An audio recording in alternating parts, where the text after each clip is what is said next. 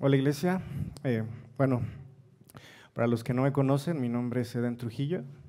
Soy servidor de eh, algunos servidores de los que servimos aquí en Horizonte, Ciudad de México. Y bueno, estoy para servirles. Eh, en nombre de nuestro pastor Eric Servín, les manda un fuerte abrazo. Él no pudo estar aquí, pero les mando un fuerte abrazo a nuestro pastor Eric, que es el pastor titular de Horizonte, Ciudad de México. Vamos a orar.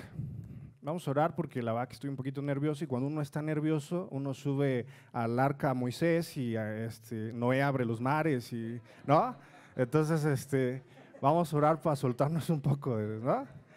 Entonces, eh, ayúdame a orar, ¿sale? Que papá sea quien nos dirija esta tarde, ¿va? Papá, te damos muchas gracias por tu amor y por tu bendición. Gracias por ser tan bueno con nosotros. Gracias por la oportunidad de estar aquí, poder servirte de este lado, pero también gracias, papá, porque hay una iglesia que está presta para escucharte, Dios. Llénanos de tu sabiduría, lléname de tu sabiduría, Dios, para compartir tu palabra y llena tu iglesia de tu sabiduría, papá, para recibirla, Señor. Gracias por esta tarde, gracias por este día, gracias por ser tan bueno con nosotros. Gracias porque de verdad sin ti no somos nada.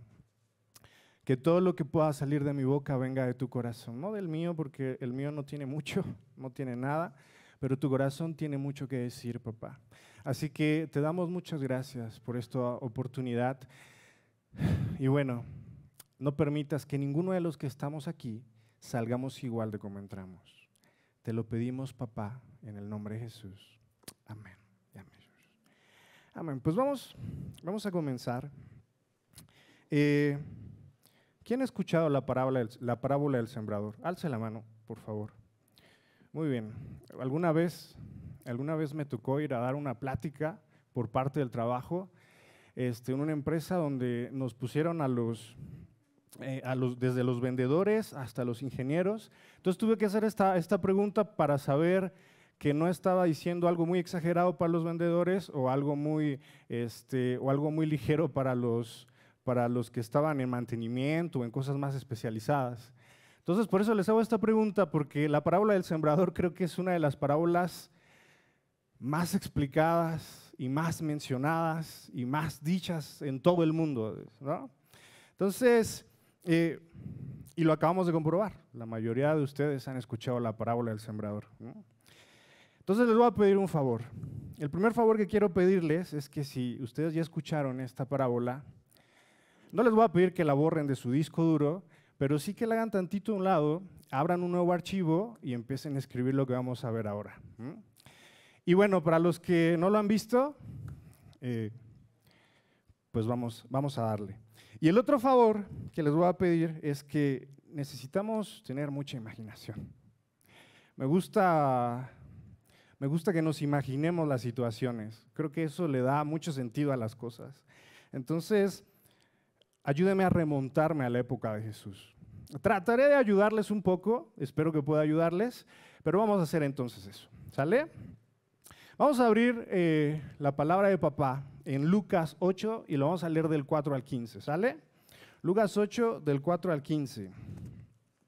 Yo voy a leer uno y ustedes leen otro y en el 15 nos unimos todos. ¿Va? Lucas 8 del 4 al 15.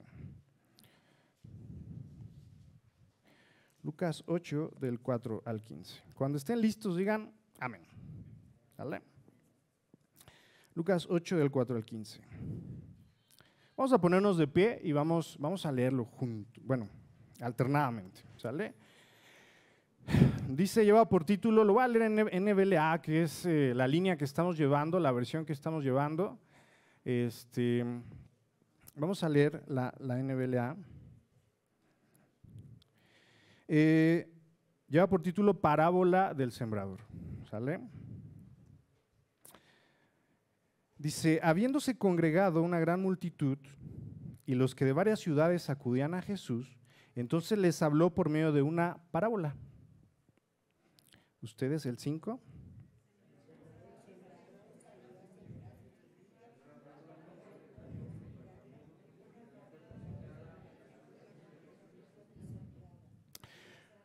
otra parte cayó sobre la roca y tan pronto como creció, se secó, porque no tenía humedad. El 7.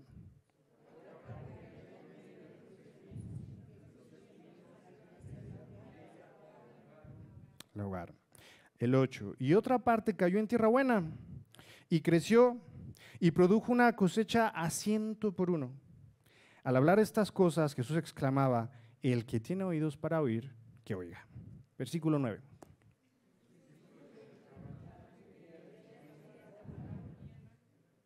Y él respondió: a ustedes se les ha concedido conocer los misterios del reino de Dios, pero a los demás les hablo en parábolas, para que viendo no vean y oyendo no entiendan.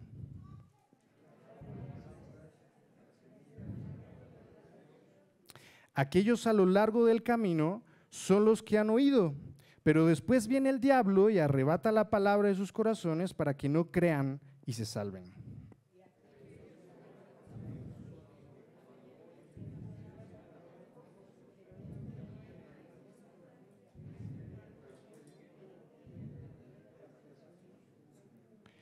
La semilla que cayó entre los espinos son los que han oído y al continuar su camino son ahogados por las preocupaciones, las riquezas y los placeres de la vida, y su fruto no madura juntos. Pero la semilla en la tierra buena son los que han oído la palabra con corazón recto y bueno y la retienen y dan fruto con su perseverancia. Tomen su lugar, de favor, iglesia. Antes de comenzar, quiero darle gracias a Dios porque están mis amigos allá atrás. Está Carla, Jonathan y Fer. Los invité porque son unos amigos que amo mucho. Ahí cuando salgan, denle un fuerte abrazo y apapáchenmelos, por favor. Un aplauso, por favor. Les platico rápido, ellos acaban de salir de una crisis de esta cosa que está pasando, les dio a los 3, pero gracias a Dios ya están bien, por obra y misericordia de papá, y qué bueno que están aquí, chicos, gracias a Dios que pudieron venir. Entonces, bueno, vamos a seguir, después de este paréntesis, seguimos, ¿va? Entonces, nos quedamos en Lucas 8, ok. Esta parábola, como ya lo platiqué al inicio, es una parábola muy contada por todos, absolutamente por muchos. Hay muchas predicaciones acerca de la parábola del sembrador, pero está ligada a otros 2 evangelios. Está ligada también a Mateo y está ligada también a Marcos. De hecho, estos 3 evangelios se conocen como evangelios sinópticos, porque se les llama sinópticos porque están ligados, hay un paralelismo entre ellos. Y está bien bonito porque, de hecho, el pasaje que acabamos de leer es como que un resumen de Lucas, pero en Mateo hay otros detalles que no vemos en Lucas y en Marcos hay otros detalles que no vemos en Mateo. Entonces todo se complementa para darnos un contexto bien chévere de las cosas. Está bien bonito. De hecho, por eso se llaman evangelios sinópticos. Y de hecho, cuando estaba buscando sinóptico en la RAE, en la Real Academia Española, me encontré que tal cual la RAE los define como evangelios sinópticos. Tiene su apartado y es así.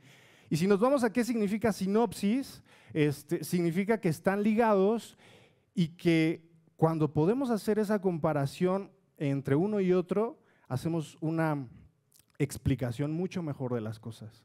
Y por eso se llama así, evangelios sinópticos, ¿sale? Y nos vamos a apoyar en ellos, vamos a estar jugando entre Mateo, entre Marcos y entre Lucas para entender bien y mucho mejor el contexto de esta parábola. Generalmente siempre llegamos y nos vamos directo con el sembrador y avienta las semillas y crece o no crece, que la piedrita, pero ahora vamos a ser un poquito más contextualizados.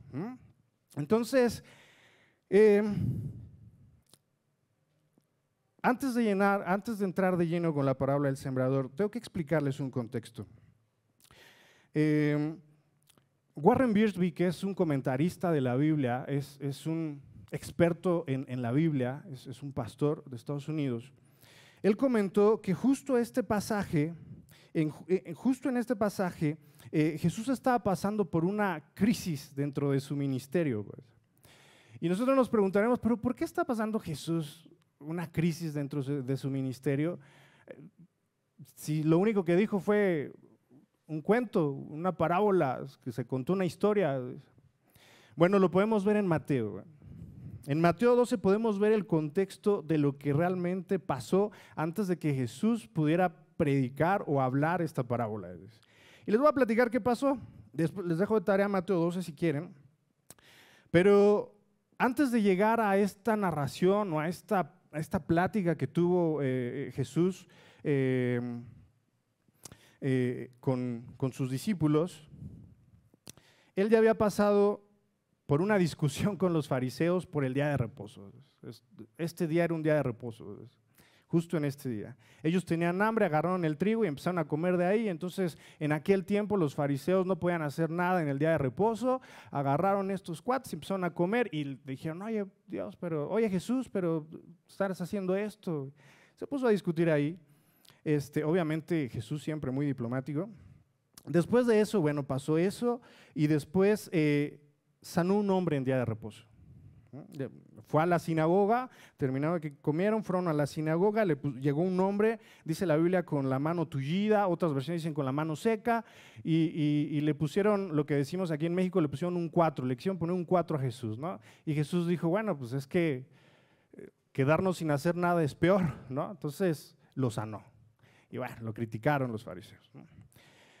Después salió de la sinagoga porque ya estaba como que calentando el asunto con los fariseos y salió de la sinagoga, dijo, bueno, no es mi tiempo todavía, si yo les debato un poco más, bueno, probablemente aquí se pierda este propósito, entonces mejor me voy. Entonces se fue de la sinagoga y saliendo de la sinagoga dice la Biblia en Mateo 12, que sanó a muchos porque los seguían, pues empezó a sanar a todos los que estaban ahí, hasta que llegó a una casa, y en esa casa le presentaron a otro endemoniado, le pusieron un endemoniado que tenía, que estaba ciego y que estaba mudo.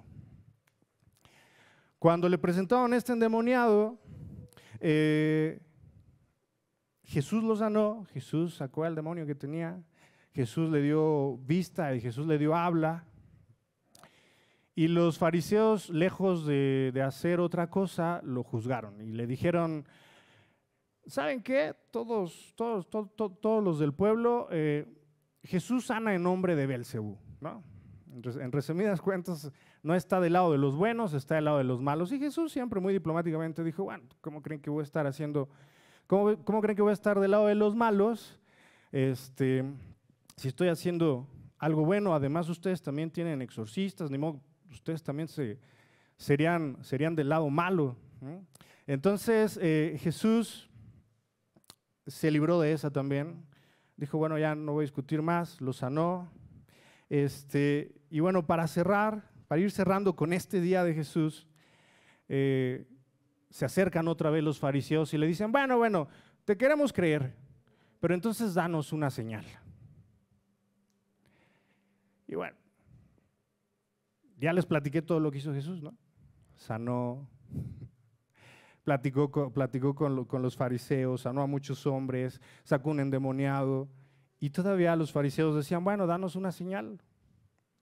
Y dijo Jesús, no les voy a dar ninguna señal, porque en los tiempos de Jonás, con el simple hecho de que Jonás llegó a Nínive, dijo él, y les dijo que se arrepintieran, los ninivitas creyeron solamente por ese hecho. Y yo estando aquí presente no me creen, no les voy a dar más explicaciones. Entonces, no voy a cumplir sus caprichitos, pues, ¿no? Para ese entonces Jesús ya estaba en un nivel como de crisis un poco alto.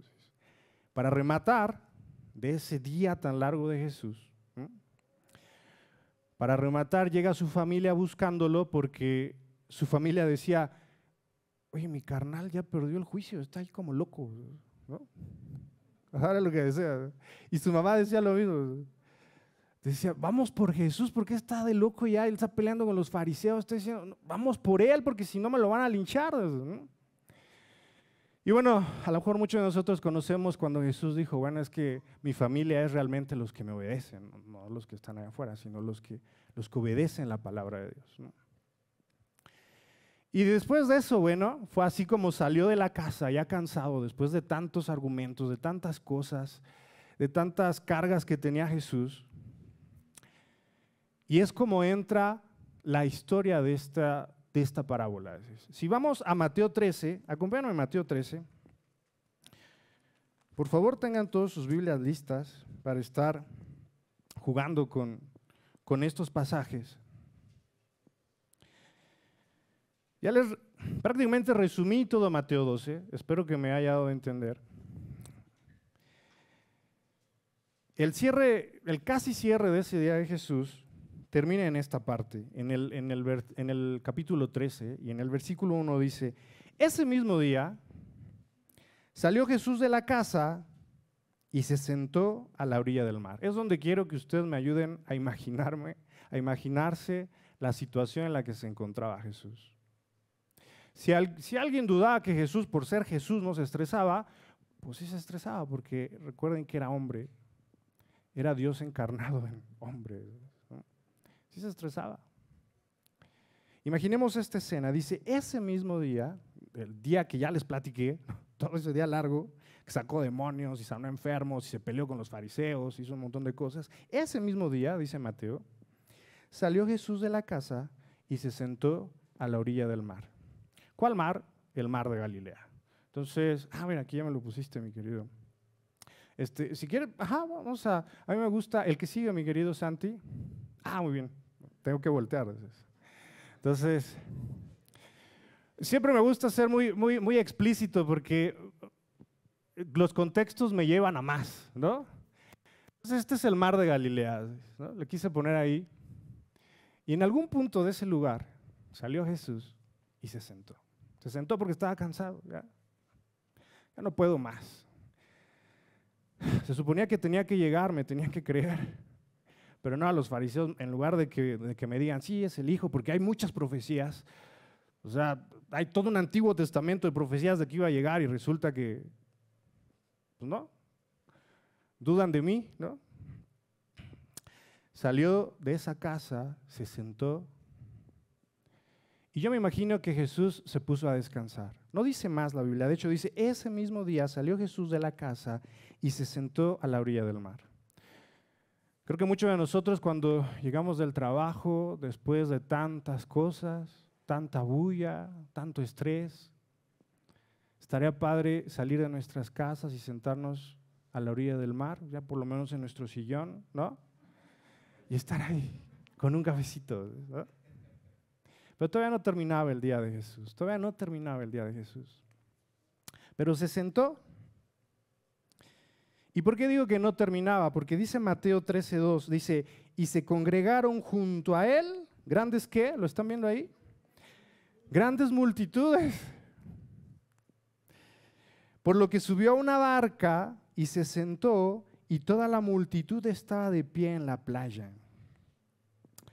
Y les habló muchas cosas en parábolas. A pesar de que Jesús estaba cansado, a pesar de que Jesús había pasado un día complicado, tuvo misericordia de todos los que estaban ahí, tomó su barca, lo agarró de plataforma y empezó a predicarles. Bueno, ahora bien, eso no se queda ahí. Ahora, ¿qué es una parábola? Dice que se fue a su barca, empezó a hablarles en parábola. ¿Pero qué es una parábola? Parábola viene del griego parabolé y significa comparación, poner en paralelo algo. Buscándolo en nuestro diccionario dice que es una narración de un suceso que se deduce por comparación, ¿no? Y es una verdad importante o una enseñanza moral, dice la Real Academia Española. Hay un pastor que me gustó mucho su definición de parábola. Decía este pastor, es un método de enseñanza Pero es un método de enseñanza tan sencillo para que los niños comprendan la verdad, tan profundo para que los doctores de la ley, como los escribas y los fariseos, se rompieran la cabeza buscando el significado más exacto. ¿Qué quiere decir Dios con eso? Tan práctico para que las personas lo aplicaran en su vida diaria. Y otro pastor lo definió como una verdad espiritual profunda ligada a un hecho práctico. Y Jesús definía las parábolas como los misterios del reino. Ahorita vamos a ver qué es misterio, porque está padrísimo. Como los misterios del reino. Ahora, vamos a hacer un ejercicio de lo que realmente pasó en ese momento. Les voy a leer la parábola. Ahora, estamos hablando que una parábola es un hecho práctico. Y si acabamos de leer la parábola del sembrador, sembrar era algo práctico en los tiempos de Jesús. Quise ponerles este mapa también. Nos regresamos. Ya me spoileaste. Entonces, no sé, quise ponerles este mapa porque dicen los que saben, y los que saben es National Geographic y sociedades bíblicas, todos ellos, que en el sur de Israel era más seco que el norte de Israel. Generalmente lo que era Galilea era muy verdoso y generalmente había pesca y había sembradíos, pues era lo que pasaba en Israel. Entonces, era una actividad muy frecuente en Israel, era una actividad demasiado frecuente en Israel. Entonces, para los israelitas este hecho práctico era normal, o sea, no le estaban contando nada fuera de otro mundo. Entonces, pero vamos a hacer este ejercicio. Vamos a imaginarnos que vemos a Jesús llegar a esa barquita y nosotros somos parte de esas multitudes y vamos a escuchar su parábola. Y lo vamos a leer, es parábola del sembrador, que está del 4 al 8. Imagínense que estamos todos en ese momento. Dice, habiéndose congregado una gran multitud y los que de varias ciudades acudían a Jesús, entonces les habló por medio de una parábola. El sembrador salió a sembrar su semilla. Ya le está platicando a todas las multitudes. Escuchen todos, chicos, ¿no? El sembrador salió a sembrar su semilla. Al sembrarla, una parte cayó junto al camino y fue pisoteada y las aves del cielo se la comieron. Entonces yo me imagino que toda la multitud decía, no, pues sí, cayó la semillita, entonces se plantó, vino el pajarito, se la comió. Pues sí, es verdad, ¿no? Otra parte cayó sobre la roca y tan pronto como creció se secó porque no tenía humedad. Y bueno, todos los que estaban ahí eran sembrados, dijeron, pues sí, eso es verdad, eso pasa, ¿no? Otra parte cayó en medio de los espinos y los espinos al crecer con ella la ahogaron. Y todos los sembradores que estaban ahí y todas las multitudes dijeron, pues sí, eso pasa porque de repente hay espinos.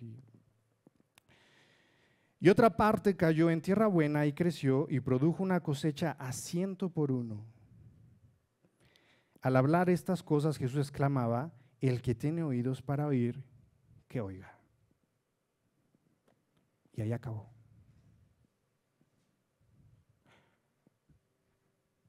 No hay explicación.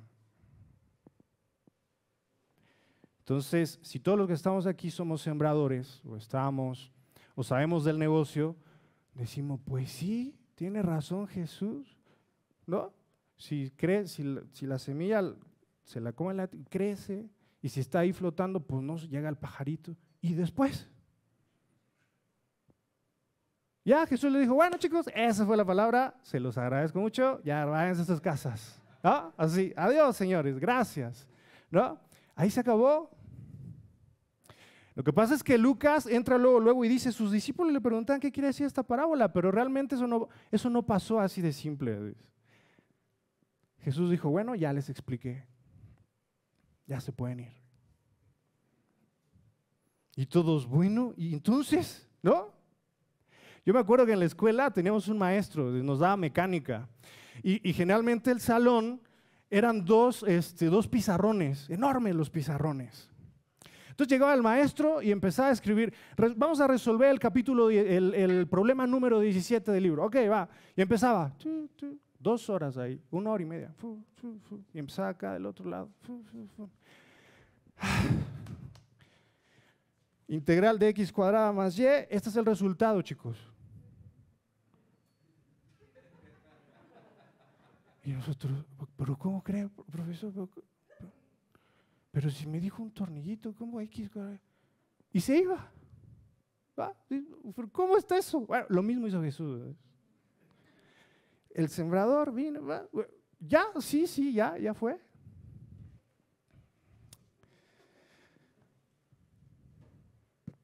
Esto apenas es el contexto, ¿verdad?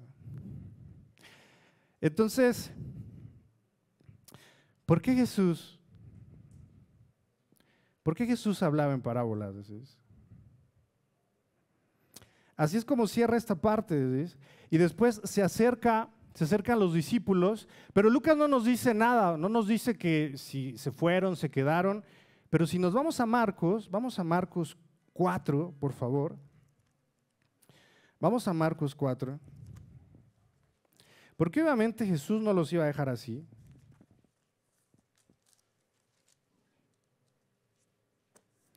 Y vamos a leer el versículo 10. Se les voy a leer el versículo 10 de Marcos 4. Fíjense lo que dice.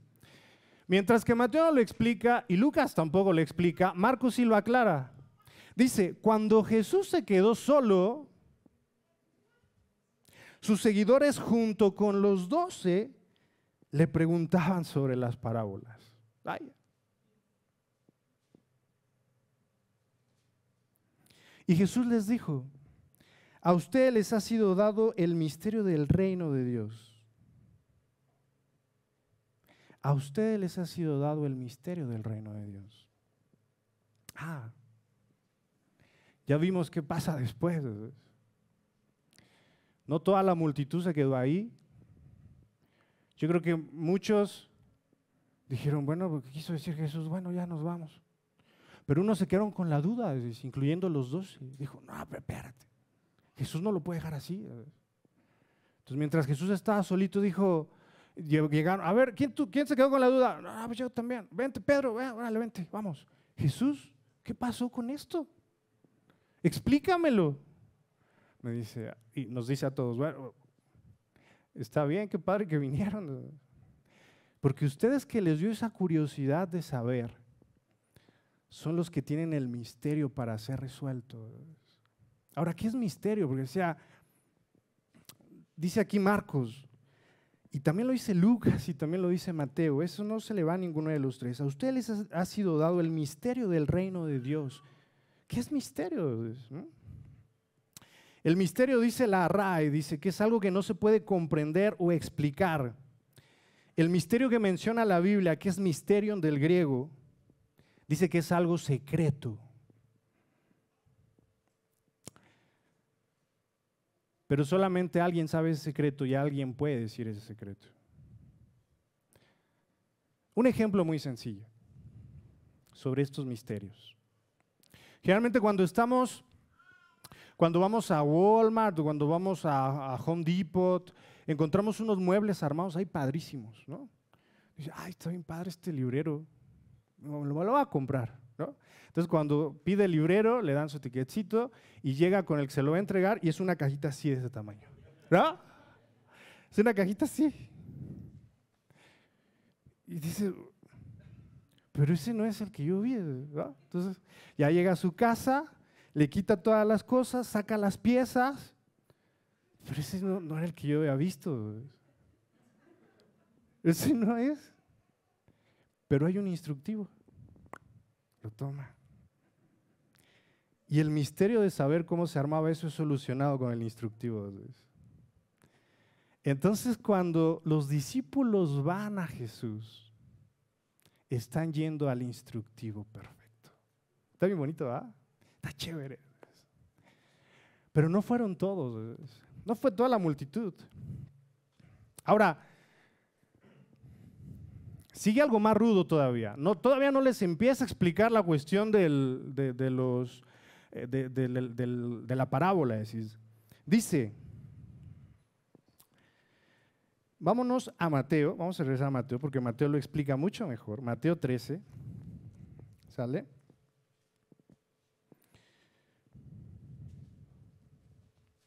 Y bueno, recordemos, hacer un paréntesis. Tanto Mateo como Marcos, Lucas y Juan son evangelios que están dirigidos a diferentes personas. Mateo generalmente está dirigido a los judíos que no creían en Cristo. Marcos está dirigido a los romanos, Lucas está dirigido a su amigo Teófilo, pero aprovechando que va Teófilo, se lo mandamos a los gentiles también. Y Juan es un apartado muy especial para todos aquellos que no creían. Entonces, Mateo algo que describe, dado que el objetivo de Mateo es explicarle a los judíos que Cristo sí existía, él lo que hacía era comparar, era ligar las profecías del Antiguo Testamento con lo que estaba haciendo Jesús. Entonces, dice Mateo, dice Jesús le respondió, es el 13:11 de Mateo, Jesús le respondió, porque a ustedes se les ha concedido conocer los misterios del reino de los cielos, pero a ellos no se les ha concedido. ¿A quiénes ellos? A los que se fueron. Dijeron, no entendí, pues sembrador, pues ya, ni modo, ¿no? Porque a cualquiera que tiene, se le dará más y tendrá en abundancia, pero a cualquiera que no tiene, aún lo que tiene se le quitará. Por mucho tiempo batallé con este pedacito. Y es una realidad lo que dice Mateo, porque, por ejemplo, en el caso de mi maestro, ¿no? Pasaba algo chistoso. A los que no les importaba, decían, bueno, ya, esa es la solución. Entonces iba el maestro, adiós, ya nos vemos. Y entonces iban los que eran un poquito más esforzaditos, iban corriendo detrás de él. Maestro, pero ¿cómo estuvo la jugada aquí? Ah, bueno, síganme. Iban al cubículo y les decía, miren, es que es así, así, órale. Y descubrían cosas nuevas. Pero los que se quedaban allí en el salón, o los que nos quedábamos allí en el salón, ¿no? Decía, pues quién sabe, ¿no? Y ahí se quedaba, en eso se limitaba. Pero con los que buscaban más, aprendían más y encontraban más. Y entonces Jesús decía, porque a cualquiera que tiene se le dará más y tendrá en abundancia, pero a cualquiera que no tiene, aún lo que tiene se le quitará. Entonces, los que buscaban más iban a recibir más. ¿Pero de qué? Del reino de Jesús. Esos que llegaron, que no solamente eran los 12, Lucas decía, a los 12 llegaron, pero me gusta Marcos porque dice, no solamente los 12, también los que estaban con los otros más, llegaron y decidieron aprender más. Pero eso no se acaba ahí. Y dice, por eso les hablo en parábolas, porque viendo no ven y oyendo no oyen, ni entienden. Y en ellos se cumple la profecía de Isaías que dice, al oír ustedes oirán, pero no entenderán, y viendo verán, pero no percibirán, porque el corazón de este pueblo se ha vuelto insensible y con dificultad oyen con sus oídos y han cerrado sus ojos. De otro modo, si pudieran ver, verían con los ojos, oirían con los oídos y entenderían con el corazón y se convertirían y yo los sanaría. Está medio ruda esta parte, le voy a decir por qué. Llegaron los discípulos y dijeron, ¿por qué nos hablas en parábolas? ¿Por qué no puede ser más simple? Dice Warren Wiersbe que hay dos razones por las cuales Jesús hablaba en parábolas. La primera era por pereza de su pueblo.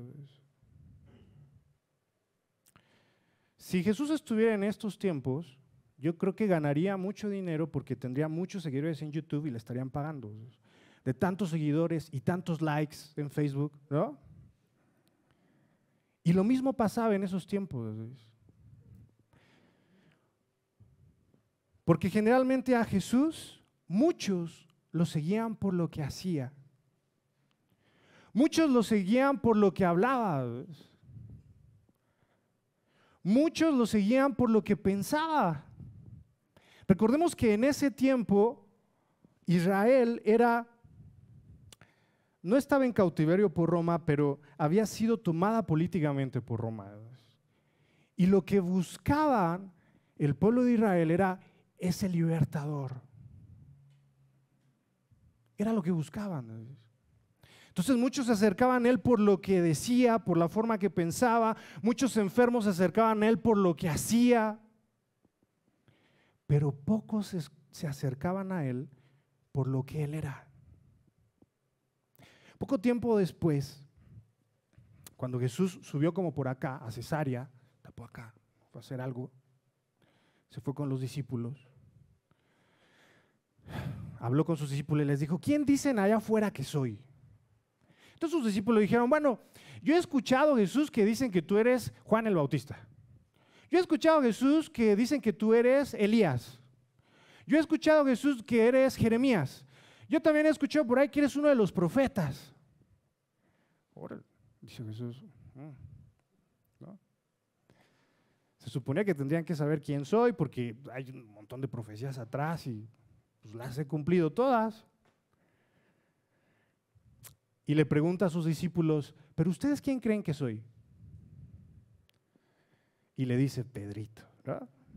Agarra ese Pedrito, le dice: Señor, tú eres el Cristo. Tú eres el Hijo del Dios viviente. Y dice Pedro: palomita. Y Jesús sabía exactamente que muchos de los que estaban ahí solo estaban por curiosidad, por necesidad, pero no estaban seguros que Él era la fuente de vida, que era el Hijo del Dios viviente. Entonces lo que dice aquí en Mateo, que lo dice en Isaías, no se lo voy a leer para no alargarme más, porque es una profecía que está en Isaías, que dice: ellos oyendo no irán, viendo no verán. Él dice: pues tengo que hacer algún filtro, porque este secreto, este misterio, no se lo puedo dar a cualquiera. Como si mi maestro agarrara y dijera: tienen 10 todos, pero nadie le entendió. No importa, tengo 10 todos, ¿no? ¡Qué chiste! Entonces, Jesús dijo: tengo que hacer algún filtro. ¿Cuál es mi filtro? Las parábolas. Y si tienen dudas, van a venir aquí y yo se las voy a resolver. Entonces dice Warren Wiersbe: una de las razones por la cual Jesús hablaba en parábolas era porque el pueblo tenía pereza de conocerle. Y hay otra segunda razón, y la segunda razón es profética y lo acabamos de leer. Jesús tenía que cumplir la profecía de que Él hablaría en parábolas. Bueno, bajo este contexto, vamos a entrar ahora sí a lo que es la parábola del sembrador. Ahora, si nos damos cuenta, la razón por la que Jesús hablaba en parábolas no era una cuestión de sembradíos, no era una cuestión de política, no era una cuestión de emociones. Jesús se daba cuenta que el problema, el verdadero problema, estaba en el corazón. Y cuando se dio cuenta que el verdadero problema estaba en el corazón, empezó a decir estas parábolas. Ahora, estas parábolas son conocidas como las parábolas del reino. Decía Miguel Núñez: la historia es sencilla. La historia es muy sencilla. Viene un sembrador, se le caen las semillas, empieza, siembra, crece, se mueren unas. Lo que es complejo, decía Miguel Núñez, que es un pastor, un teólogo, lo que es complejo es entender el mensaje espiritual. Y por eso cuando Jesús explicó, cuando Jesús habló la parábola, contó la parábola, se fue, dijo, bueno, Dios, todos se quedaron así, perplejos, ¿no? Ellos sabían perfectamente que el oficio era correcto, lo que él estaba diciendo era correcto, pero ¿dónde estaba el mensaje espiritual? Alguien tenía que decirlo, ¿no? Entonces la historia era muy simple y eso es lo que pasaba con las parábolas. Las historias son muy sencillas, pero lo que hay detrás, ese mensaje espiritual que lleva una parábola, es lo complejo, es lo que nos hace aprender más, lo que nos hace entender más, lo que nos hace crecer más. Entonces,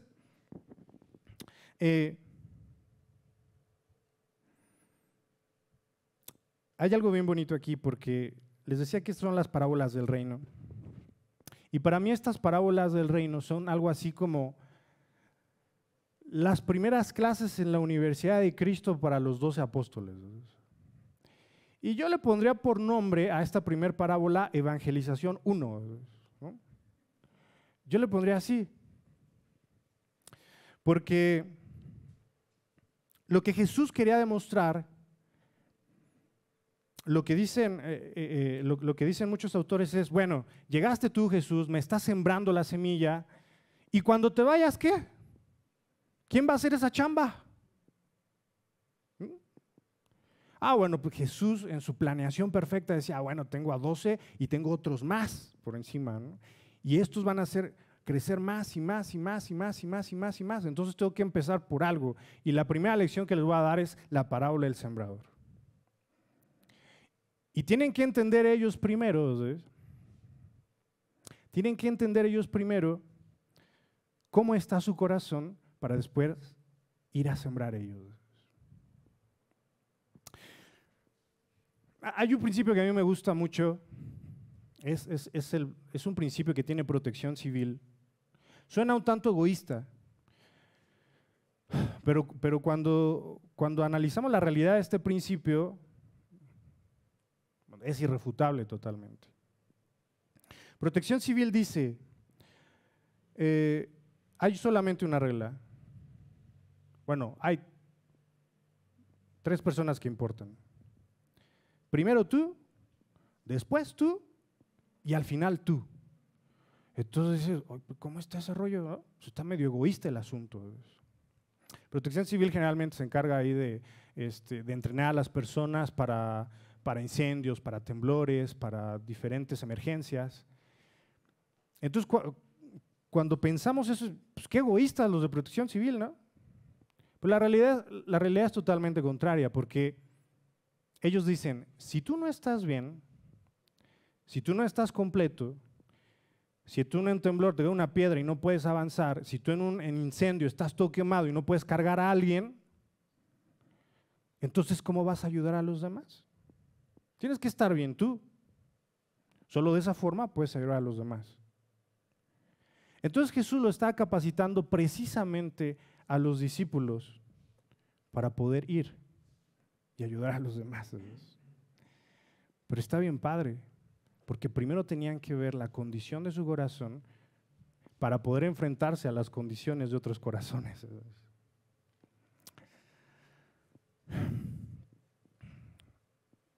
Entonces, bajo todo este contexto,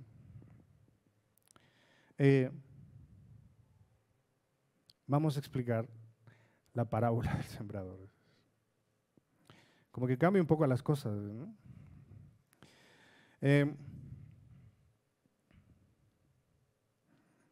Antes de explicar esta parábola, quiero platicarles un poco de cómo era la cuestión de la sembrada en los tiempos de Jesús. Porque cuando leemos la parábola decimos, bueno, es que la aventó el sembrador y una cayó en el camino y otra cayó en la piedra. Entonces nosotros pensaríamos, bueno, ¿qué tenía la mano chueca el sembrador o qué onda, no? ¿Para dónde se va, no? Pero la realidad es que hay un contexto de cómo se hacía antes. Entonces, antes había una parcela. Israel es uno de los lugares más, ¿cómo se le puede decir? Más rocosos sobre la faz de la tierra. Hay muchas rocas en Israel, demasiadas. Entonces lo que hacían los sembradores era antes de empezar a tirar las semillitas, lo que hacían los sembradores era quitar todas las rocas, las más grandes, y las ponían a la orilla, como si fuera divisioncita. Entonces agarraban las rocas, limpiaban bien el terreno, ¡fum! Antes ellos no aplicaban la cuestión del arado, porque si nosotros nos quedamos con ese contexto del arado que tenemos aquí, diríamos, bueno, ¿por qué no limpió la tierra primero? ¿Y por qué no le pasó el arado? ¿Y por qué no le ponía la semillita ahí? ¿No? Entonces, bajo ese contexto se rompe la cuestión de lo que está explicando Jesús. Porque era otra metodología, era otra técnica totalmente. Entonces dicen los que saben que limpiaban la parcela, quitaban las piedras, las ponían a la orilla. Y una vez que estaba limpia la parcela, ahora sí, se ponían a tirar la semilla uniformemente en toda la parcela. ¿Cómo eran esos sembradores? Ahora sí, mi queridísimo Santi. ¿Ya está? Si me falta voltear. Algo así eran estos muchachos. Algo así eran estos muchachos. Llevaban su bolsita, tenían las semillas adentro y lo que era empezar a soltar las semillas. Ya una vez que soltaban la semilla, a pesar de que la piedra estaba superficialmente fuera de la parcela, como estábamos hablando de que Israel es un lugar muy rocoso, a veces se quedaban muchas piedras enterradas. Entonces de repente lo que hacían era con un tipo arado, una vez que estaba la semilla ya hecha, ya puesta, simplemente volvían como a hacer surcos nada más para que se moviera y entrara mejor, un poquito mejor la semilla. Pero ese era el proceso, no era más, no era el proceso que hoy conocemos, es diferente. Entonces bajo ese contexto de ese proceso, las cosas cambian totalmente y se amoldan perfectamente bien a lo que decía Jesús. Y ahora sí, Lucas 8, 10, 11 dice. La parábola es esta, dice Jesús. La parábola es esta, la semilla es la palabra de Dios. Hay tres personajes importantes dentro de esta parábola. Tres personajes importantes, tres elementos importantes en esta parábola. Una de ellas es la semilla. Otro elemento es el sembrador y otro elemento es la tierra. Son esos tres elementos, son los que van a participar en esta parábola. Es el sembrador, la semilla y la tierra.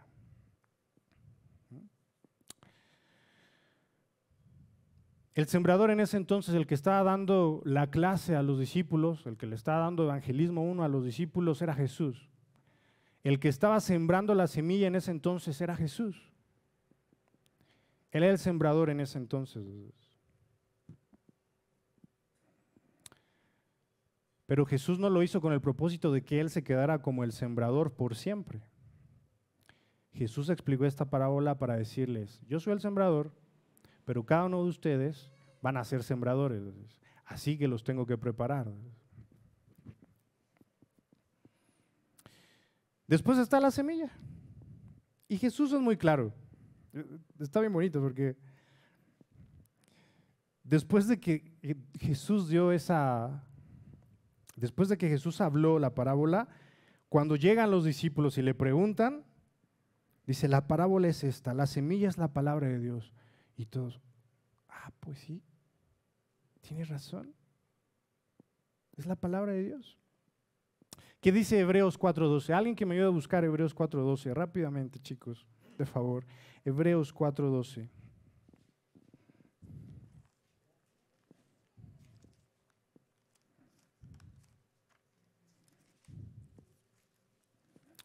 Hebreos.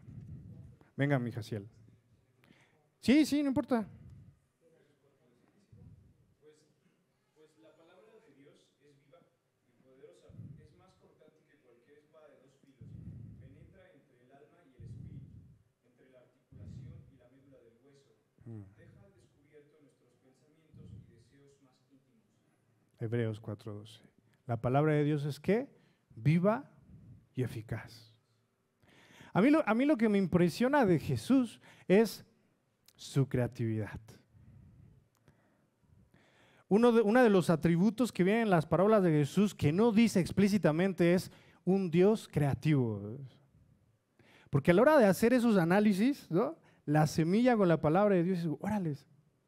Dice, la semilla es la palabra. ¿Y cómo es la palabra de Dios? Es viva y eficaz. Cuando nosotros escuchamos la palabra de Dios, puede penetrar a lo más profundo de nuestro corazón y cambiar la perspectiva de nuestras vidas. Lo mismo pasa con la semillita. Nosotros vemos una semillita así,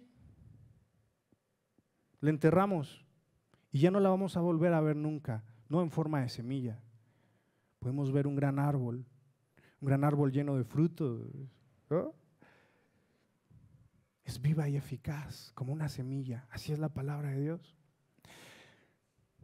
Y después está la tierra. A mí me impresiona mucho la creatividad de Jesús para hacer esas comparaciones.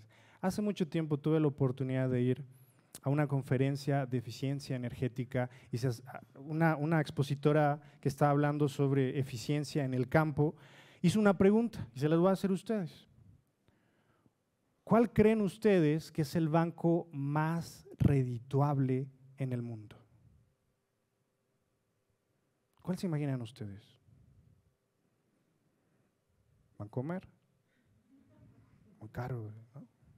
¿Banamex? No. ¿Cuál creen ustedes que es el banco más redituable del mundo? ¿Cuál se imaginan ustedes? Dice Jacielito dice, la tierra. Y está bien bonito. Solo veámoslo así. Con una semillita que pongamos en la tierra, la cuidamos y la metemos. Esa semillita es capaz de darnos un montón de fruto.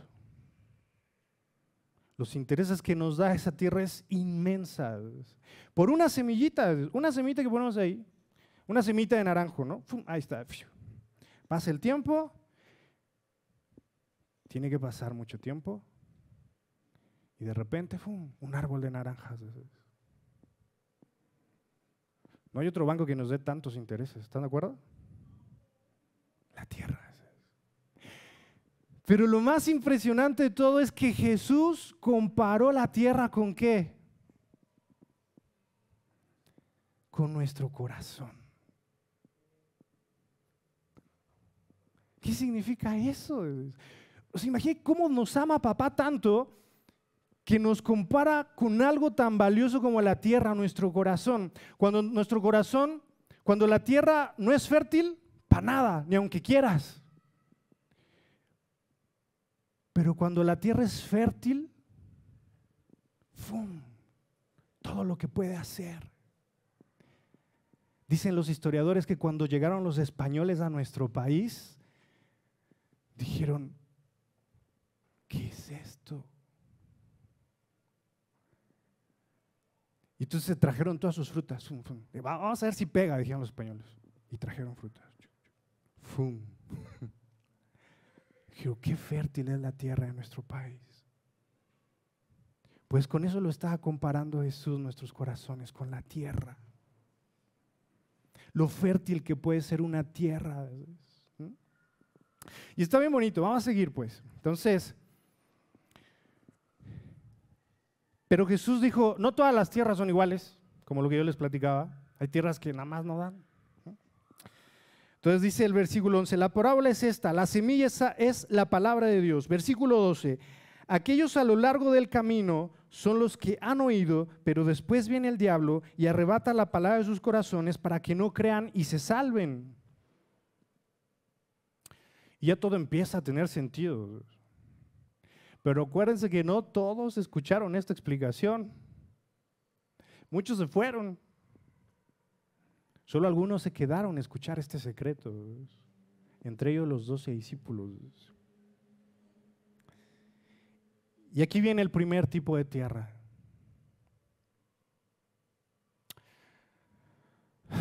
Dentro de esa parcela seguramente hay un pedazo de tierra que fue más pisoteada que otro lado. Cuando la tierra es comprimida y se sigue comprimiendo y sigue comprimiendo, no se abre, se vuelve tan sólida que es imposible que algo penetre la tierra. Entonces, si ese sembrador aventó la semilla ahí, la semilla se quedó flotando. Y decía Jesús que esa semilla se compara a las personas, a los corazones que escucharon la palabra de Dios, pero la dejaron ahí. Pues bueno. Entonces vino el diablo y dijo, bueno, este no quería escuchar, ven por acá, vámonos ya. Y se lo lleva. ¿Qué dice Primera de Pedro 5:8? Ayúdenme a buscar Primera de Pedro 5:8.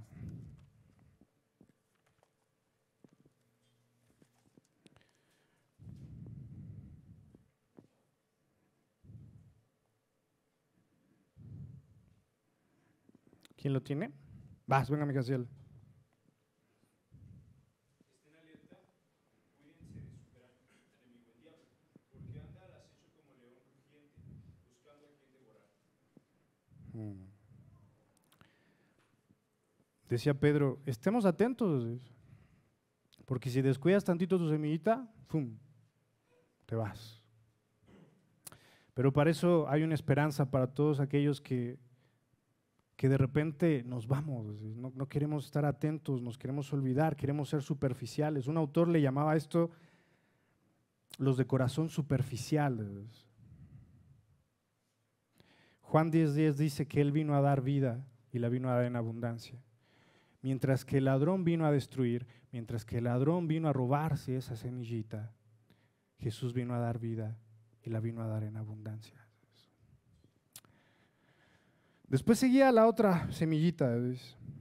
Aquellos sobre la roca son los que cuando oyen, que es el versículo 13, reciben la palabra con gozo, pero no tienen raíz profunda. Creen por algún tiempo y en el momento de la tentación sucumben. Les platicaba que Israel es una tierra muy rocosa. Entonces seguramente esas piedritas, esas semillitas se lograron meter, escucharon la palabra, se lograron meter, pero no pudieron echar raíz de fondo porque había una piedra que estaba estorbando. Y Jesús comparó esa piedra con la tentación.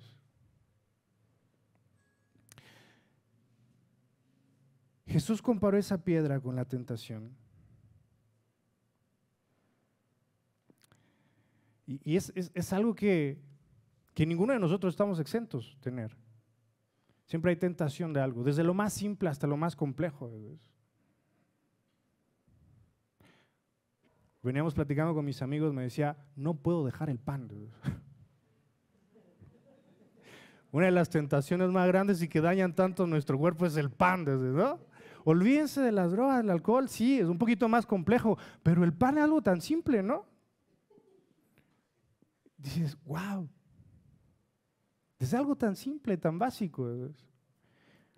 Y parece irrisorio, pero cuando eso simple y básico se va acumulando, nos vamos olvidando que teníamos una raíz. Y entonces, como no tenemos esa raíz, Jesús dice, bueno, llega el sol, y ese sol significa esas pruebas, esas tentaciones, y ¡fum!, se seca. Pero para todos aquellos que hemos tenido esas tentaciones, ¿quién me ayuda a leer 1 Corintios 10:13?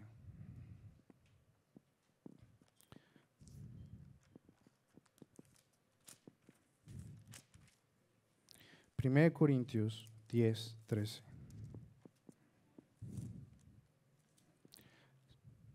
Venga, mi Charlie.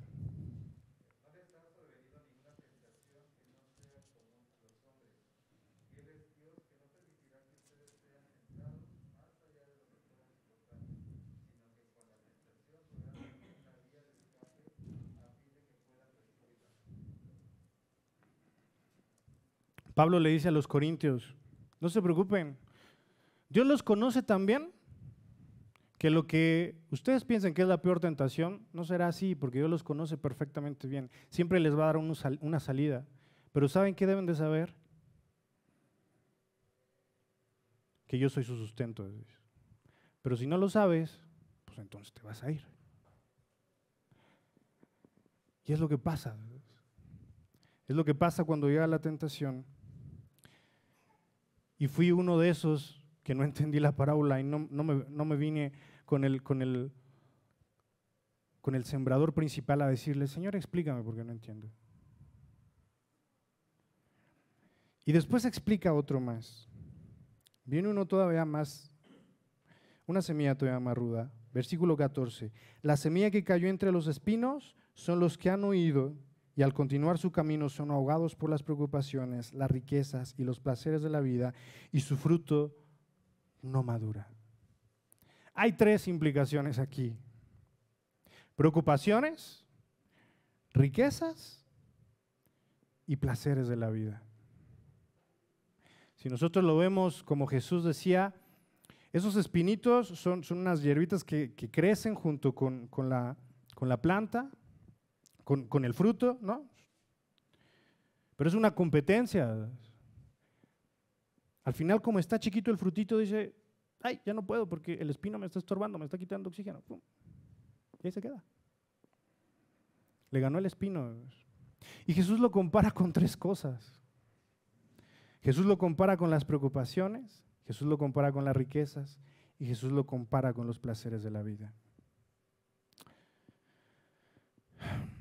Ojo, Jesús no está diciendo que las riquezas son malas, ni que los placeres son malos, ni que no hay que preocuparnos, ¿no?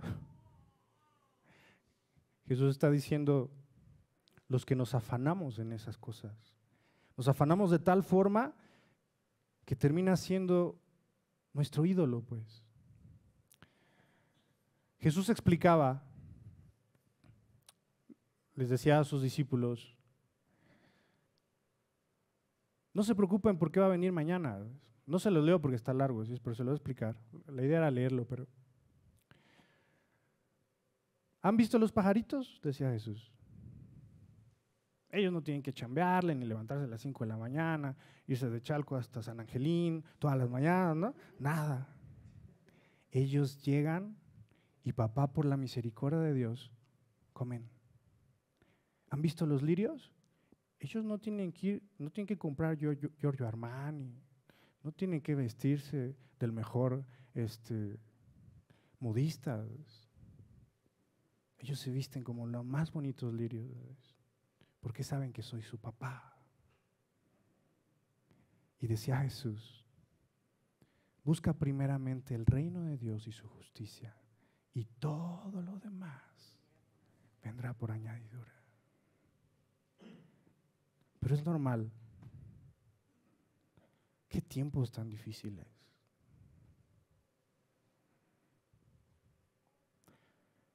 Una pandemia, nos tiembla el viernes. ¿Cuándo fue que nos tembló? El martes. Hay un montón de huracanes alrededor. Yo he visto todos los días nublados, ¿no? Pero si nos ponemos a ver esas cosas, no, pues no nos vamos a querer levantar de la cama, jamás. Pero si nos enfocamos en la promesa de papá, de decir, hey, tranquilo, ¿viste los pajaritos? Ellos comen. ¿Viste las plantas? Ellas se visten más bellas que cualquiera. ¿Crees que no puedo hacer eso por ti? Y finalmente la última tierra, versículo 15. Pero la semilla en la tierra buena son los que han oído la palabra con corazón recto y bueno y la retienen y dan fruto con su perseverancia.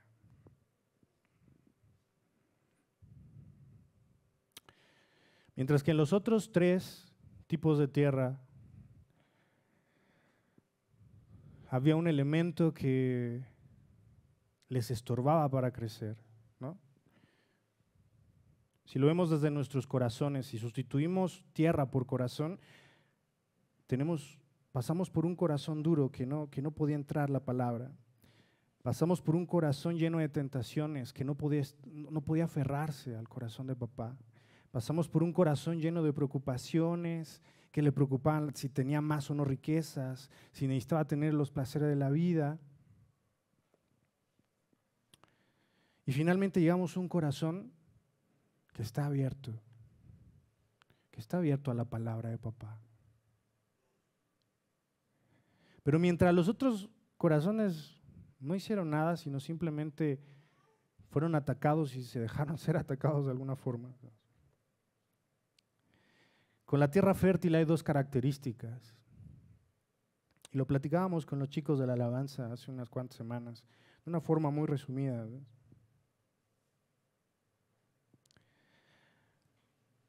Para que la tierra fértil diera fruto, tuvieron que pasar dos cosas. Número 1, retener la semilla. Y número 2, perseverar. En la NTV dice guardar y tener paciencia. Y paciencia yo creo que es la prueba más grande para todo ser humano. Bendita paciencia. Pero díganme ustedes, ¿cuándo han visto un árbol de cualquier fruta que lo plantes hoy y mañana tengas fruta? Nada. Bueno, los científicos a lo mejor van a poder hacer ahí cositas, pero tienes que esperar. Tenemos que esperar. Pero hay dos cosas, retener. ¿Qué tenemos que retener? La palabra de Dios. Y decía Jesús, no se lo voy a leer porque ya es mucho tiempo, ¿ves? Cuando él estaba contándole la historia a la gente que estaba ahí sobre edificar su casa sobre la roca o sobre la arena, ¿ves? Jesús decía, todos los que oyen mis palabras y las ponen en práctica. Las multitudes escucharon sus palabras, todos, no sé cuántos eran, miles, cientos, todos escucharon sus palabras. No todos las entendieron, no todos tuvieron la curiosidad de acercarse a Él para solucionar ese misterio de Dios. Absolutamente todos los que están aquí, todas las semillitas que dice aquí, oyeron la palabra de Dios, todos la oyeron. Pero les faltó un elemento a 3 de ellos: poner en práctica la palabra de Dios, retener la palabra de Dios. Y decía Jesús, si tú oyes mi palabra y la retienes, entonces los resultados van a ser diferentes. Pero no solo eso, tienes que esperar. Y cuando estaba leyendo esto me acordé hace, creo que un mes o no sé cuándo,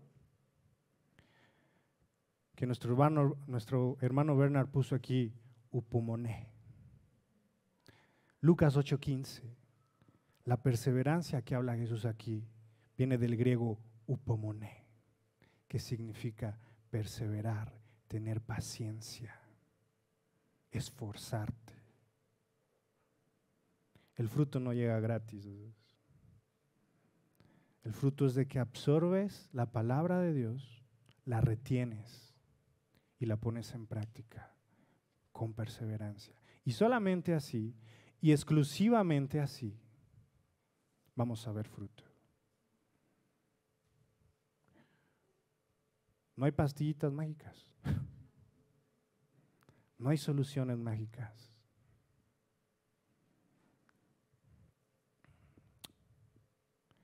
Ahora la pregunta es, ¿cómo está nuestro corazón hoy? Porque así como muchos en aquel tiempo escucharon las palabras de Jesús, muchos estamos aquí. No te preocupes cómo está tu corazón hoy.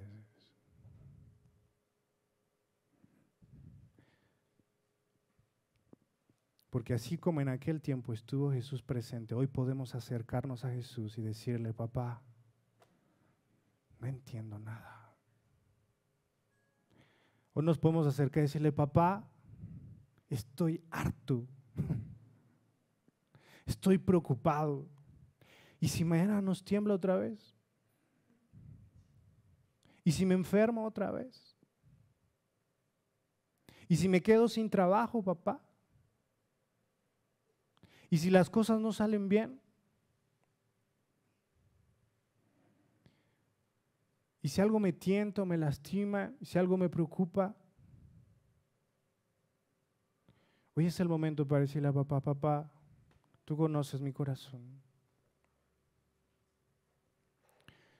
Y le voy a pedir a los chicos de la alabanza que pasen acá.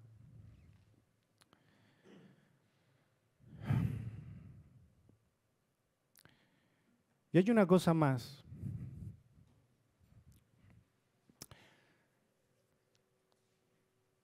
Jesús lo tenía que explicar a sus discípulos para que ellos lo entendieran. Y justo en ese instante tuvieron que analizar su corazón. Había un Pedro que era duro de corazón. Había un Juan que no era tan amoroso como parecía ser. Había un Mateo que no era querido porque le cobraba a su mismo pueblo. No querían a Mateo, eran sus discípulos, no lo querían. Había corazones diferentes, habría tierras diferentes, había sentimientos diferentes.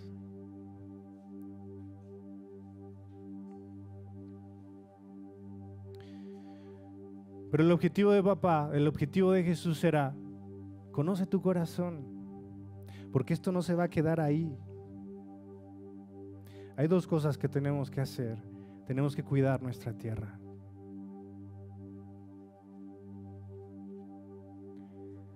Y nosotros decidimos si nos acercamos con el sembrador,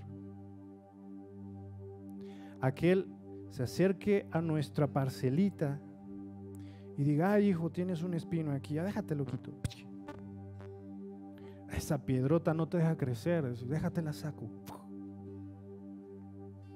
Pero es una decisión nuestra, no es decisión de nadie más. Y le dijo, bueno, chicos, evangelización 1 por concluida, a lo que sigue. Ahora nos toca sembrar en otras tierras. Y a cada uno de los que estamos aquí, hay un montón de tierritas allá afuera. Hay tierritas que no saben qué hacer hoy. Hay tierritas que dicen, ¿qué hago? Tiene una gran piedra ahí, un gran espino ahí. Hay corazones duros, tantos han sido pisoteadas.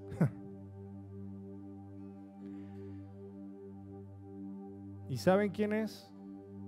El que tiene que ir a sembrar esa semillita. La tarea es nuestra.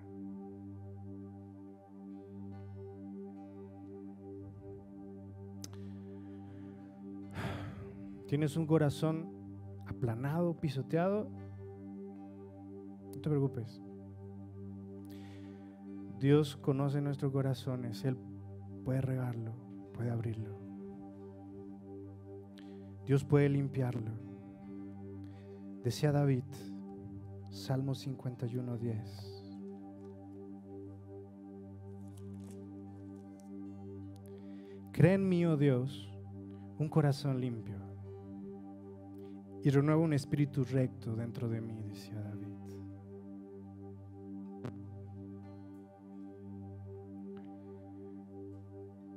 Solo podemos experimentar el amor de Dios cuando dejamos que Él habite en nuestros corazones. Y solamente podemos saber que somos salvos cuando damos frutos, porque por nuestros frutos seremos conocidos. Meditemos en nuestro corazón. Pongamos en las manos de papá nuestros corazones.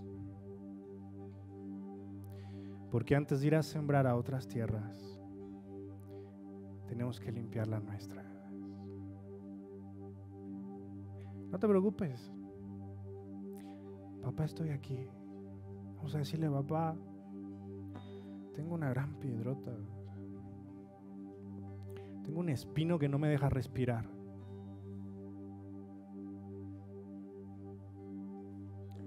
Ayúdame a crecer. Ahí donde estamos. Vamos a meditar. Y vamos a orar. Y vamos a cantarle a papá. Papá, te damos gracias por tu palabra, Dios. Gracias por esa semillita que puedes sembrar en nuestros corazones. Y puedes hacer crecer, Dios, para dar mucho fruto. Matthew y Marcos decía a dar 30, 60 y 100 por uno, Dios, pero dar fruto. Pero te pedimos, papá, que nos permitas guardar en nuestro corazón tu palabra y ponerla en práctica.